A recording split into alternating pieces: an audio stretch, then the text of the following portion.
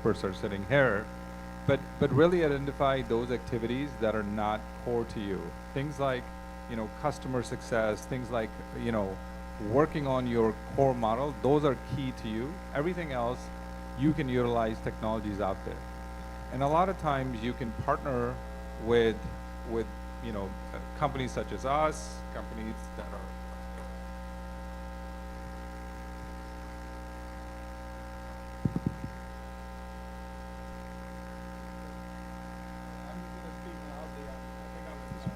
a loudspeaker. We'll try all different mic.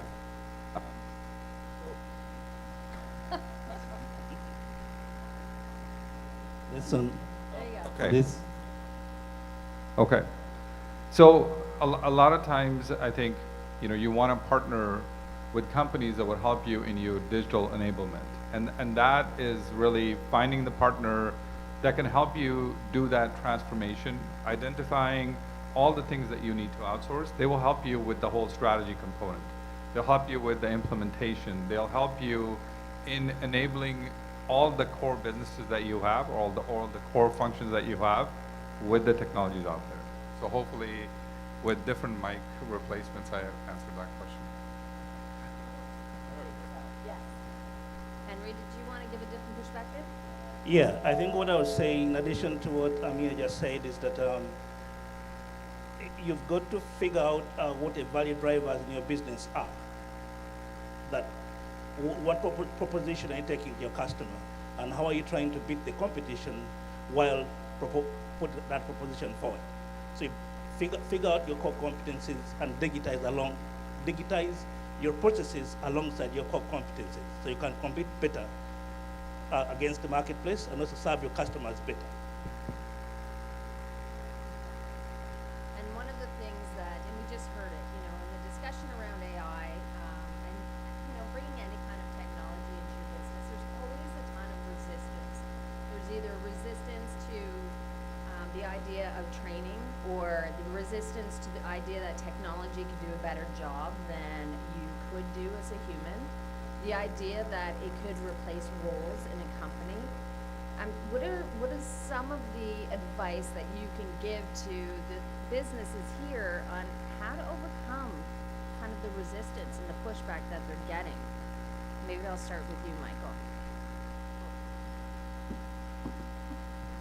Thank you very much. Yeah, I feel like I've really lived this question. Small town, rural location, and I've made some mistakes with respect to implementation that I've really learned from. So initially I did my research, decided what we needed to do, and then pushed it out and failed miserably with it. What I learned quickly after that was I needed to do two things. I needed to communicate, and I needed to engage my team. Communication involves training, discussion. I increased my team's knowledge with respect to an issue. Engagement was about listening to their concerns, giving them validity,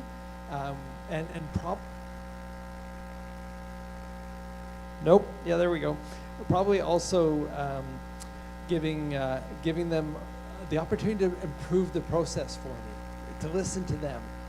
And so engagement is so important. And one of the little tips I have is have team members champion certain aspects of your change. So I have team members that are responsible for several apps each, and they're my champions in each of those. And it's a great way because I can't know it all, but it also fully engages your team members. So communication, engagement. Glenn, perspective from you.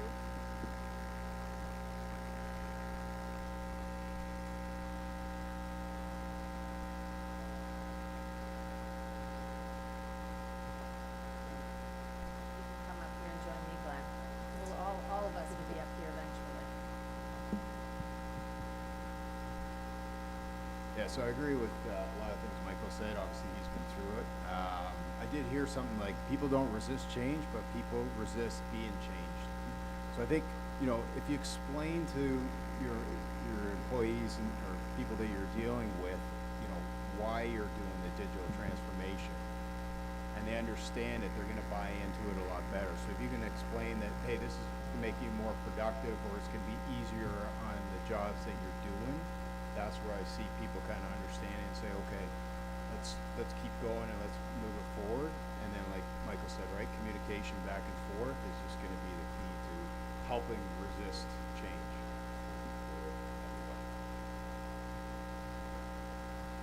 Technology, and I like what you said, Michael, about having your teams actually own certain applications. Part of, the resistance often is it's just the unknown, right? It's demystifying the idea of the technology that you're bringing in, touching it, feeling it, owning it, being the person that gets to kind of bring it to life and be that ambassador. You put it into the hands of your teams, I think that you're going to get more buy-in and more readily have people volunteer to engage with the technology. Now, on the flip side of resistance, let's talk about the dollars, because there is cost associated to technology, and we have to really look at cost versus benefit. Do we invest in technology? What can that mean? How do you measure it, and how do you compare it versus the benefits that it's going to add to your organization? And I mean, I think all of you have integrated technology into your businesses, so you've kind of gone through that. How is it that you're able to balance the cost of bringing in and integrating technology versus the rewards that it's giving to you? How do you measure it? And Henry, maybe we'll pass this one through to you. Yes. So there is like two bits to this. These are the numbers, which is the numerical portion of the adaptation. That is software, hardware, training, and all that stuff, plus the risk associated with this, right? So those they need to be defined way ahead of the curve for you to understand how much it's going to cost you to go in a given direction. But digitization is an end-to-end process, right? So you're going to be doing all aspects of your business to be sort of woven into the equivalent of a circle where they each support each other to deliver the end product, right? So then that means that your adoption cost fit into your cost per unit of production, right? Then you work to bring that cost of production down through digitization. That way you can quickly track the return on investment at the end of the process, right? Because at the end of the day, we need to obviously watch the bottom line as we digitize. So upfront costs can be high, but amortized over time, right? You see that the return on investment becomes significant because as you digitize, you lower the cost of production, number one. Then you increase the customer engagement and experience, too. And then you also increase your non-quantitative factors like the customer satisfaction, the other ideas around improved efficiencies that deliver value to customers, which you can't put in numbers. For example, like in our space, you find that you need your time cards to be accurate, right? If they're paper-based, there's so many mistakes there. But if you're digitized, you correct mistakes quickly, and then the invoices are accurate. When they're accurate, you get paid faster. That reduces data days, reducing your cost of capital. So the digitization has a lot of benefits if you get it right and set it up correctly from the start. And I think you're bringing in almost a third perspective. There's cost, there's benefit, and there's risk mitigation. Yeah. And the risk mitigation is often, and maybe Michael, you would agree, but risk mitigation of adding digital and technology, especially like I think about, doing your taxes at the end of the year, the implications of some of those things, having technology support on that is fantastic. And I think we've talked a lot about internal technology, how to run the business, and there's so many different platforms out there that are focused on customer engagement. So now we'll get into the practical and the tangible, and maybe we can share with the group some digital tools or strategies that you've implemented that are focused on the customer, focused on their journey, and focused on building the brand. And maybe, Wendy, we haven't heard from you? Sure. Before I say anything, though, I'm curious, how many people in the audience have more than 10 employees in their company? Okay, Got so a hand, couple hands. okay, so most of you are companies with fewer than 10 employees. And how many of you are companies that are primarily consumer facing as opposed to business facing? So you provide services direct to consumers? And how many of you are companies that provide B2B services primarily to businesses? Okay. So regardless of whether you're consumer facing or business facing, I would argue that one of the most important assets you have is data about your customers, right? And that's really the foundation for any kind of information systems. In fact, you know, how many people in the room already have sort of systems in place to support accounting, procurement, invoicing, contracts, stuff like that? How many of you are using automated tools in your sort of back-end services? Any? Nobody's using I see accounting a few. software? Couple. Okay. And how many of you are using customer relationship management kinds of tools, like end users of Salesforce, Constant Contact, and so on? You know, to me, that's kind of foundational. You can talk about your websites. I assume all of you have. Anybody not have a website who wants to confess? I assume that, you know, having your website, which is your basic door to the world, the digital world now, is pretty foundational. I think the second piece of that is adding in tools to manage the data that you have about your customers, and that's already been talked about in some detail, because the more you know about your customers, whether they're corporate or whether they're consumers, the more you can target and direct your marketing efforts towards them. And remember, you know, one is another person's very interesting marketing material, and a lot of it just depends on how well it's targeted. And then the third piece is the transactional piece. To what extent can you provide e-commerce? Again, whether it's for big or small, that's sort of the third, the transactional stuff that's related to the customer relationship. And when we think about customer engagement and outreach and marketing, and how that can be very, very targeted and therefore more effective, more efficient, and so on, automated tools become more and more and more and more important, especially if they're used well. And I mean, one of the big problems with some of the customer relationship management systems is they're only as good as the information that's put into them. So you can have a Salesforce implementation that's really nothing more than a mailing list. If everyone in the company is not using it to provide intelligence around the customers, so the next person that reaches out to that particular client has all the information that they need. So I think those are some things. But how many of you are currently using ChatGPT in some way or other? Okay, a few. What I would say is, of the tools that have come on the market in the last little while, ChatGPT and other forms of artificial intelligence tools, which are now being integrated into, you know, the Google Suite, into Microsoft Office, etc. So they're just becoming part of everything, are really transformational. And do some of you write proposals, for example? Do some of you bid for RFPs? How many people are in that kind of business? Well, we've known for a long time that one of the secrets of large corporations is the extent to which they boilerplate a lot of that stuff and cut and paste together. So the first RFP you do is the hardest, and then you've got elements that you can repurpose in the next RFP and so on and so forth. And so, you know, I have 100 full-time staff, and we are entirely externally funded, so we spend a lot of time writing proposals.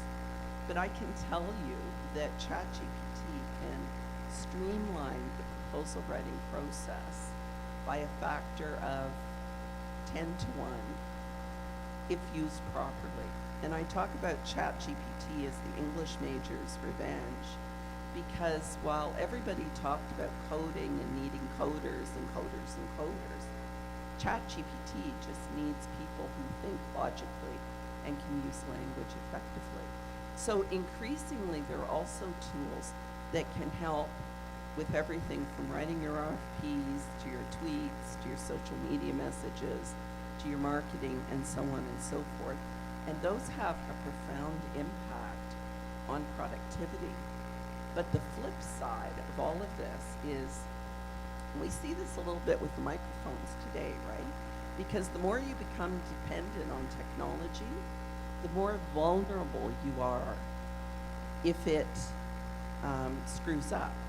And so as you invest in technology, you've also got to be investing in things like privacy, security, and cybersecurity in particular, but also the policies. Because one of the big things with ChatGPT is if you have employees, chances are half of them are using it if they're, you know, under the age of 30.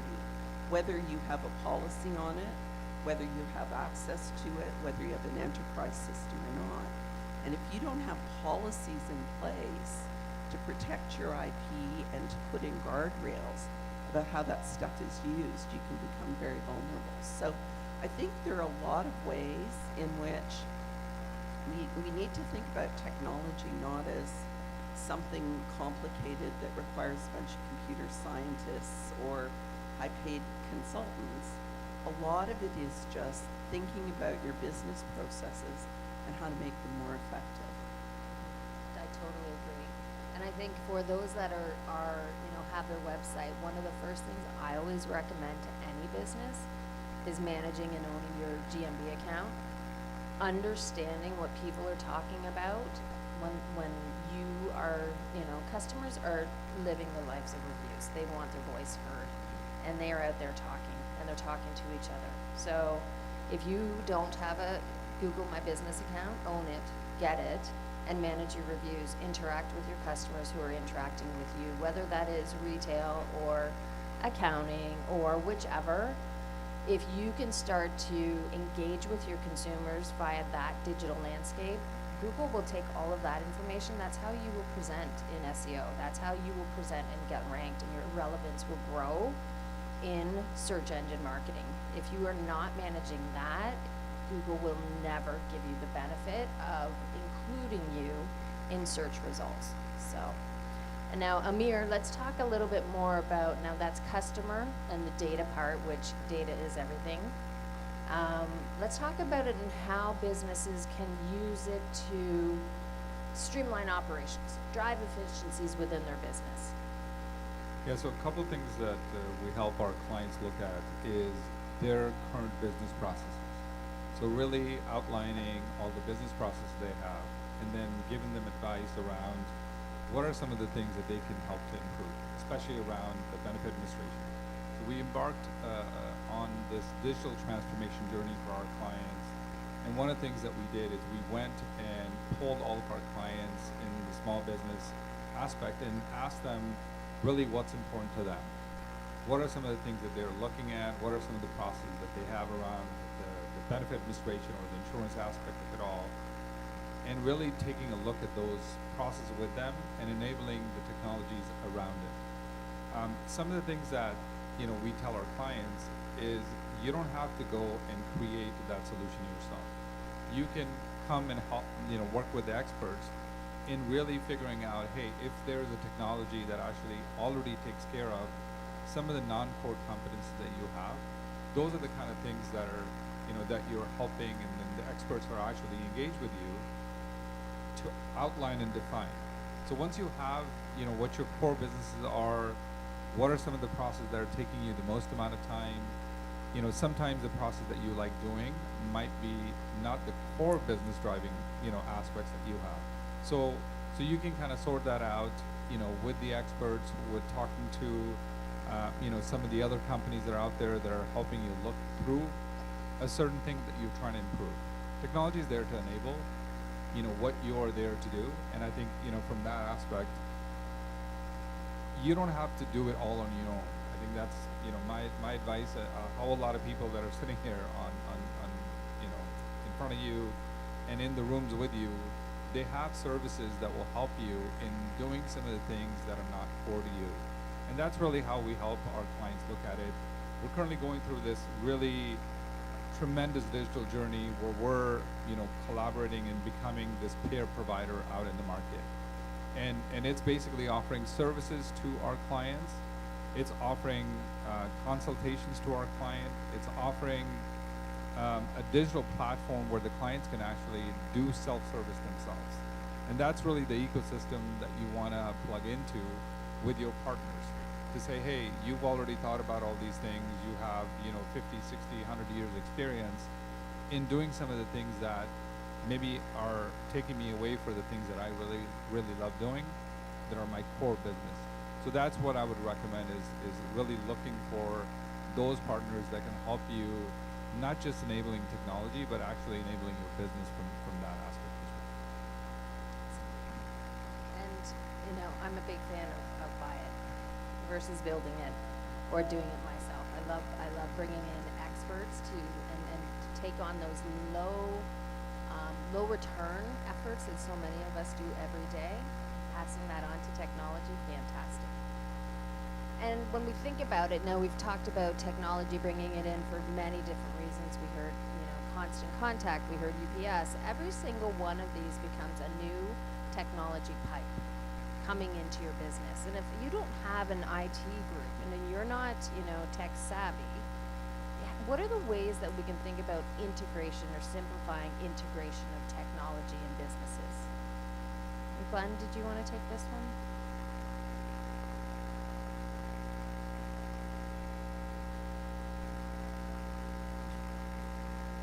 Do you want to use mine? Yes. Oh, there it is. There we go. So I have some of the key challenges to bring face innovation into new technology. One is you're going to have to always keep your eye on competition and competing with other businesses like large enterprises. So the SME will need to find ways to differentiate a business in the marketplace so that get a foothold in the market. And then secondly was managing growth. So it's imperative that you have a business plan for growth and ensure that you have the resources to navigate that growth as well. That's two things that I would say. It's a difficult one. I mean, resources to navigate growth, and I love what you brought up, Wendy, about, looking back maybe 10 years ago, coding was the way of the future. This is what it was going to be. They were going to take over and replace everybody with legacy IT, the skill sets. And now it's actually been leapfrogged. So you think about integration and the simplification that many providers like Shopify, like Google, have put in. And now with the power of GPT, what you can do, it's fascinating how it's transforming the business. And I think about how we should be looking towards the future of digital skills. How are we, or should we be looking at as owners and employers when we're thinking about hiring? Like, what is the next digital skill that we need to be focused on and developing within our team? Wendy, do you want to?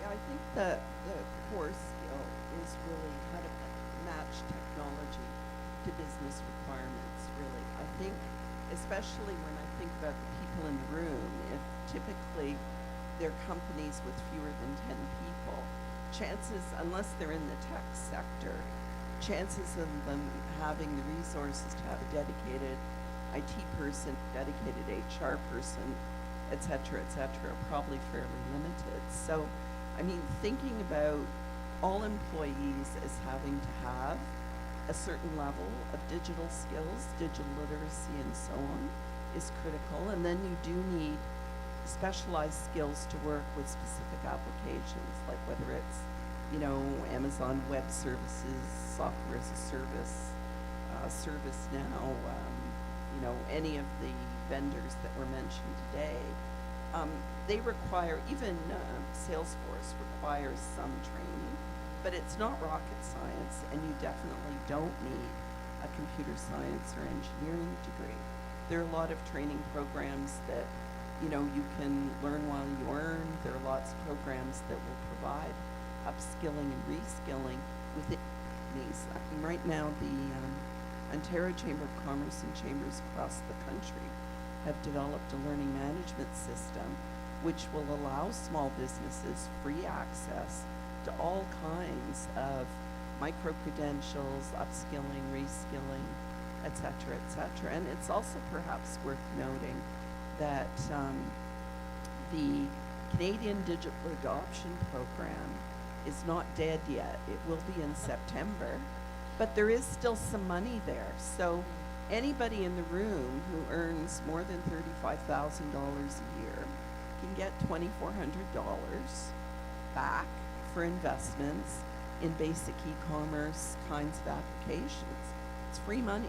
I mean, you have to fill in the forms, you have to file your expenses, but there are supports out there. I would argue that one of the biggest problems, if you're a small business trying to, you know, keep the wheels moving and, you know, fight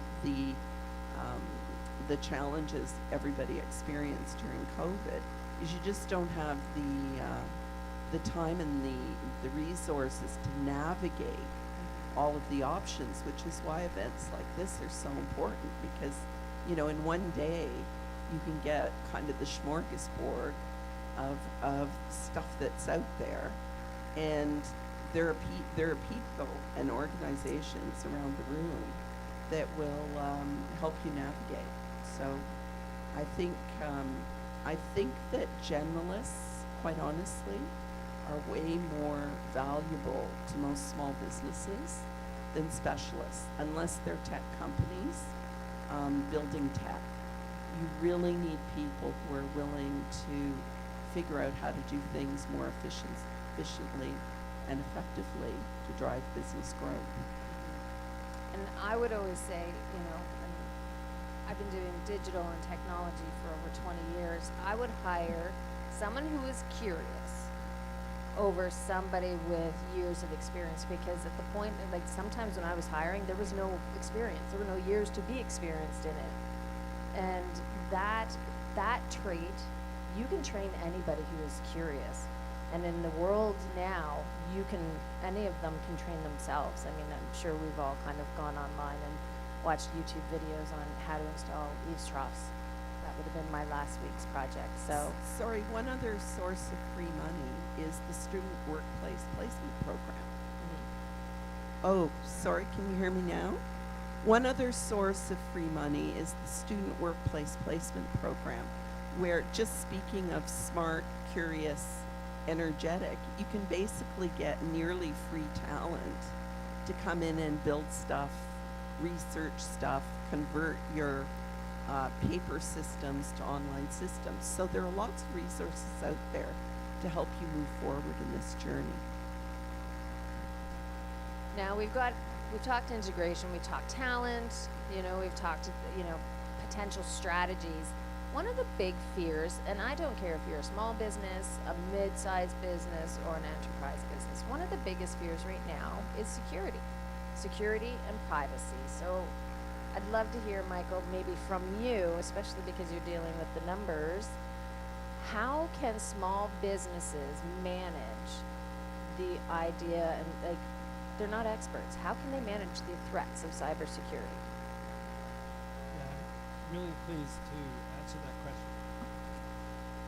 Yeah, this is the stuff that keeps me up at night. Are we back on? Yeah, sorry. This is the stuff that keeps me up at night. This is the stuff when somebody comes into my office, Michael, I clicked on an email, I'm not sure I was supposed to.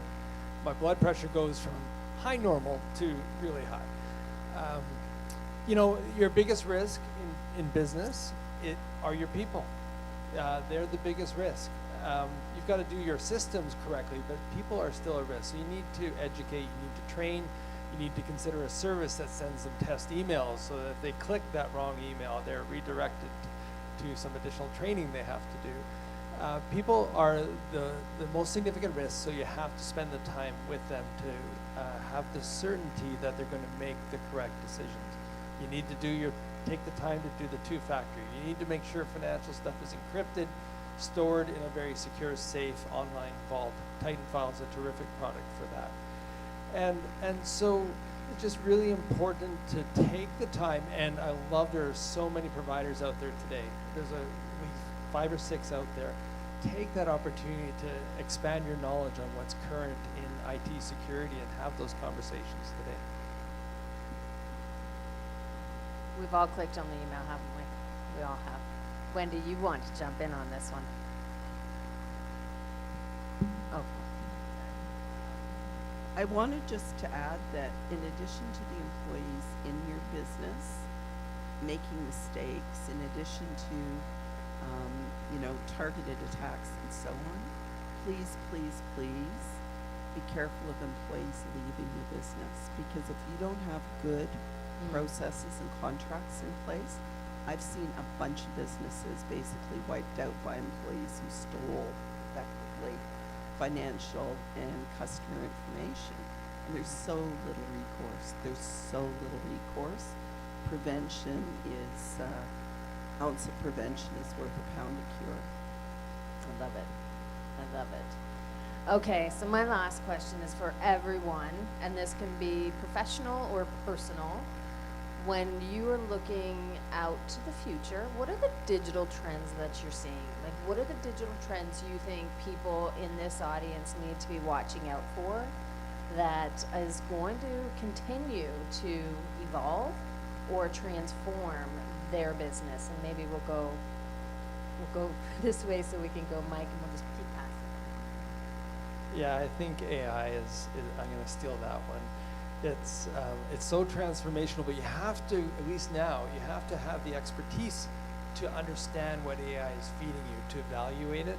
Your content gets spat out so quickly, but it can go astray. So you need to use your expertise to ensure that content. So you're editing, but you're doing it in 10% of the time. And a quick tip, if you want to have some fun, ask AI to answer you like you're a surfer dude or something like that, because it is absolutely really well done for a little bit of entertainment.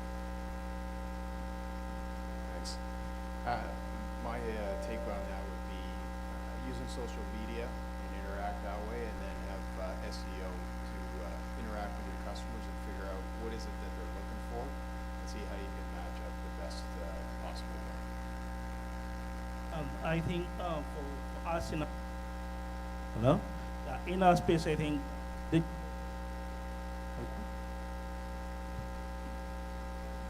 I think in our space where we see the future trends is going to be in better utilization of face-to-face time with mainly in hospital settings, with reducing wait times through elimination of paper-based charting in hospitals and nursing homes. Because if you go into any of them, you sit out waiting for half an hour to fill a form. Then that form goes to an admin who spends 15 minutes looking at it. Then the doctor looks at it before they see you. So the doctor could see 6 different people for something simple, but they can't because they haven't got the form yet. So the in our space, because it's traditional, the way we approach things, digitization digitization as a tool to solve wait times is going to be a key player. So, this is personal and professional. I think this is the future. I think for our businesses, small, medium, large, having the stuff around the phones and the apps and make it meaningful around it. So the current experience that we're designing is the experience for the future, and that app allows you to actually see a doctor, to allow you to fill your prescription, allows you to file your claim all online, all in the one experience perspective. So that trend is going to continue on. I think people are going to be asking to put more meaningful information on there. Not everybody, has a computer or is opening up a computer and that kind of stuff, but they want to be able to access that. I'll give you an example. Me and my wife were flying back from a vacation. She felt sick on the airplane, and she needed to see a doctor, and this is like 8 o'clock at night. So we landed. By the time we were at the baggage claim, she's at the app, she's using and talking to a doctor, gets a prescription. On the way home, we pick it up from like one of those pharmacies that open till midnight. So I think that's really the meaningful part. That's the trend for everybody, going forward. The other thing, I think we talked a little bit about it, in one of the talks, is around how many small businesses are in Canada. We can't lose the fact that, there needs to be that Canadian-specific aspect to the technology, enabling our clients. I mean, they're looking at not just the tools, but also the expertise around it. So that's also the trend that's going to be there, that you take your people and your expertise, use the digital tools, but be able to provide that local expertise to our clients. And that's really, I think is going to continue to have that trend as things get more generic out there with all those kind of tools that are out there. Everybody starts looking the same. What are you going to differentiate, yourself with to your clients? And that's really the key. You're on location, you're talking to your clients, you understand their needs, and you can pivot to that and use the technology to enable that. So to me, I think those are the two things that are going to be key for the future. I mean, now and for the future. I think, and I don't know, I agree with everything that's been said, so I don't want to repeat what's been said. I don't know a lot about them, but my impression is chatbots have gone from kind of awkward mechanical things to almost better than people, and there have been some tests that suggest, for example, in providing healthcare advice, it may be that machines can do a better job than humans, and certainly faster. So I think for certain companies in certain sectors, making sure that you're really looking at how what I would say is, we've talked a lot about efficiency and so on, but technology can make small businesses much bigger in terms of their impact, their reach, the impression they create, and so on.